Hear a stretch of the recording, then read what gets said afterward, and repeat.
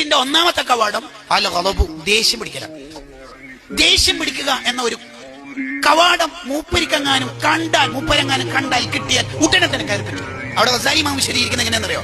കുട്ടീന്റെ കയ്യിലുള്ള ബോള് പോലെ ഇബ്ലീസ് ഈ ദേഷ്യപ്പെട്ട ആളെ നിയന്ത്രിക്കും. ബോള് എവിടെ എറിയുമ്പോഴും ഇങ്ങനെ പിടിക്കുന്ന കുട്ടിക്ക് ബോള് എവിടെ പോയാലും എന്റെ അടുത്തേക്ക് വരണമെന്നുണ്ട്. ഇതേപോലെ ഇബ്ലീസ് ബോളിനെ കുട്ടി നിയന്ത്രിക്കുന്ന പോലെ ദേഷ്യം പിടിച്ച ആളെ നിയന്ത്രിക്കുന്ന. അതുകൊണ്ടാണ് ഗ്ലാസ് ഫൈറ്ററിന് പൊട്ടിക്കുന്നത്, ഭാര്യനെ അടിക്കുന്നത്, സ്റ്റാഫിനെ പിടിച്ച് പുറത്താക്കുന്നത്, സ്വന്തം ഗ്രൂപ്പ് പിരിച്ചു വിടുന്നത്, ലെഫ്റ്റ് അടിക്കുന്നത്. എന്റെ ഈ ഇബ്ലീസ് ഇങ്ങനെ കയറി കഴിക്കണ ഒരു പരിപാടിയാണത്. അതിനാണ് മൂപ്പര് നേരത്തെ തെളിവ് പറഞ്ഞത്.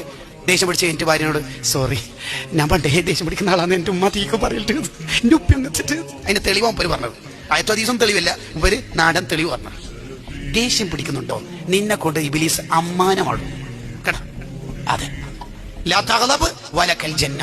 നമുക്ക് ദേഷ്യപ്പെട്ടാൽ നമ്മൾ ആദ്യം ചെയ്യേണ്ടതെന്ന് വെച്ചാൽ, ആദ്യം പറയാൻ വിചാരിച്ച ഡയലോഗ് പറയാണ്ടിരിക്കുക, രണ്ടാമത് പറയാൻ വിചാരിച്ച കമന്റ് പറയാണ്ടിരിക്കുക, മൂന്നാമത് പറയാൻ വിചാരിച്ചത് മാത്രം പറയാം. ഇന്നോവ ക്രിസ്റ്റ എടുത്തിട്ട് പോകുമ്പോൾ ഓട്ടോ ഡ്രൈവർ റോങ് സൈഡിൽ വന്ന് ബ്രേക്ക് നമ്മൾ ചവിട്ടി. ആദ്യം പറയാൻ വിചാരിച്ചത് പറയണ്ട, രണ്ടാമത് പറയാൻ വിചാരിച്ചതും പറയണ്ട, മൂന്നാമത്തത് എല്ലാം കഴിഞ്ഞിട്ട് പറയാൻ വിചാരിച്ചൊരു സാധനമുണ്ട്, എന്തേലും പറ്റി വയ്ക്കാം, അത് പറയാം. ഇതാണ് റമദാനിലെ ട്രെയിനിങ് പ്രോഗ്രാം. നമ്മളെ മനുഷ്യനാക്കാനാണ്.